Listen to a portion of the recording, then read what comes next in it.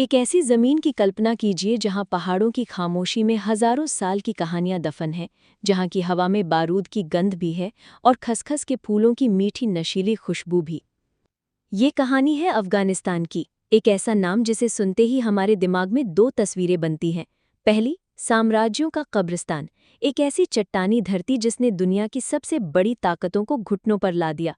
और दूसरी, अफीम के खेतों की, एक ऐसी जहरीली पाइपलाइन जो दुनिया के कोने कोने तक नशा और मौत पहुंचाती है।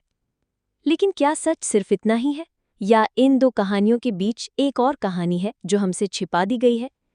आज हम उसी कहानी के पन्ने पलटेंगे। साम्राज्यों का कब्रिस्तान, ये तमगा अफगानिस्तान को ऐसे ही नहीं मिला। सदियों से सिकंदर से लेकर अंग्रेज़ों तक और सोवियत यूनियन से लेकर अमेरिका तक दुनिया की हर बड़ी ताकत ने इस जमीन पर कब्जा करने का सपना देखा।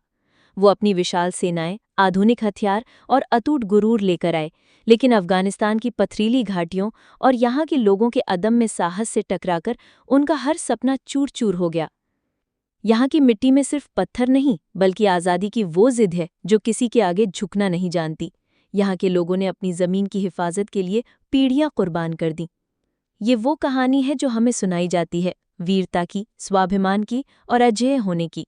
ये कहानी हमें गर्व से भर देती है। लेकिन रुकिए, जैसे ही हम इस वीरता की कहानी पर यकीन करने लगते हैं, एक दूसरा ज्यादा भयानक सच हमारे सामने आकर खड़ा हो जाता है। एक ऐसा सच जो तस्वीरों में कम मगर आंकड़ों में ज्यादा चीखता है।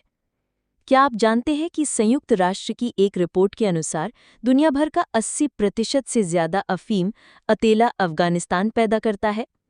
जी हाँ, 80%। ये सिर्फ एक आंकड़ा नहीं है, ये एक पूरी दुनिया को चलाने वाली खरबों डॉलर की काली अर्थव्यवस्था का इंजन है। एक ऐसी पाइपलाइन जिसका एक सिरा अफगानिस्तान के किसी गरीब किसान के खेत से जुड़ा है और दूसरा सिरा यूरोप और अमेरिका की गलियों में किसी नशेड़ी की नस से। तो सवाल ये उठता है कि जो देश अपनी आज़ादी के लिए दुनिया की सबसे बड़ी ताकतों से लड़ गया, वो इस जहरीले नशे का सबसे बड़ा गुलाम कैसे बन गया?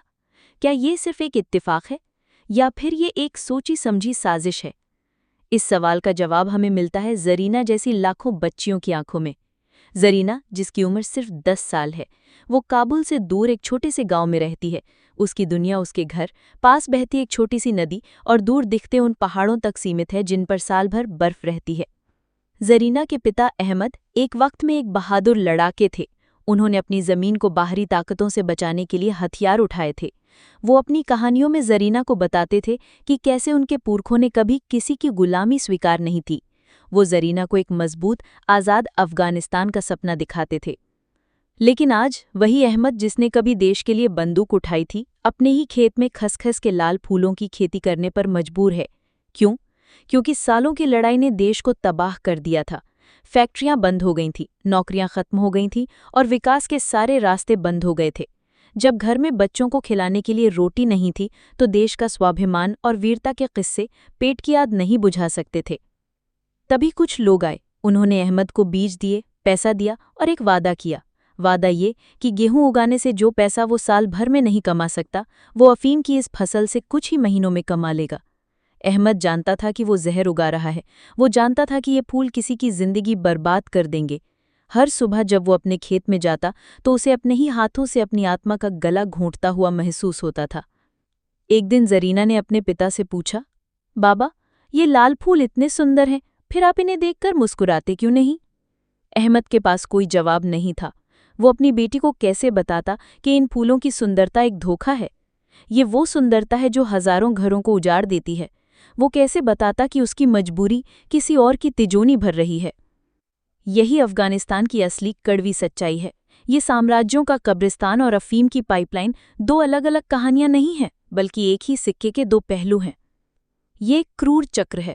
पहले बड़ी ताकतें इस देश में आती हैं, इसे वॉर जोन में बदल देती हैं, यहाँ की अर्थव्यवस्था को नष्ट कर देती हैं, और फिर जब देश बर्बाद हो जाता है, तो इंटरनेशनल ड्रग माफिया इसी बर्बादी का फायदा उठाकर यहाँ अपनी जड़ें जमा लेता है। किसी ने सच ही कहा है कि जब पेट की आग देश के गुरूर से बड़ी हो जाती है, तो मजबूरी इंसान से कुछ भी करवा लेती है। अहमद जैसे लाखों किसान विलन नहीं, बल्कि इस सिस्टम के सबसे बड़े शिकार हैं। असली अपराधी तो वो हैं जो बंद कमरों में बैठकर इस खूनी खेल के नियम तय करते हैं, वो जो युद्ध से भी पैसा कमाते हैं और उसके बाद होने वाली तबाही से भी। तो अगली बार जब आप अफगानिस्तान के बारे में सुने तो सिर्फ तालिबान, युद्ध और बम धमाकों के बारे में मत सोचिएगा। उस जरीना के बारे में भी सोचिएगा जो डॉक्टर बनना चाहती है लेकिन जिसका भविष्य अफीम के धुएं में कहीं खो रहा है। उस अहमद के बारे में सोचिएगा जो एक नायक था लेकिन जिसे हालात ने अपने ही नज़रों में मुजरिम बना दिया। अफगानिस्तान की असली लड़ाई किसी बाहरी ताकत से नहीं बल्कि गरीबी, लाचारी और उस अंतर्राष्ट्रीय साजिश से है जिसने उसके लोगों को अपनी ही ज़मीन पर जहर उगाने के लिए मजबूर कर दिया है। जरीना का सपना और अहमद की बेबसी, यही अफगानिस्तान की वो अनकही कहानी है जिसे दुनिया को सुनना ही होगा। आपको क्या लगता है, अफगानिस्तान की इस हालत का जिम्मेदार कौन है? क्या ये सिर्फ वहाँ के लोगों की किस्मत है या एक वैश्विक शतरंज की बिसात पर खेला गया एक सोचा समझा खेल? अपनी राय नीचे कमेंट्स में ज़रूर लिखें। अगर ये कहानी आपके दिल तक पहुंची हो तो इस वीडियो को लाइक करें और अपने दोस्तों और परिवार के साथ शेयर करें ताकि दुनिया सिर्फ आधी अधूरी सच्चाई नहीं बल्कि अफगानिस्तान का पूरा सच जान सके।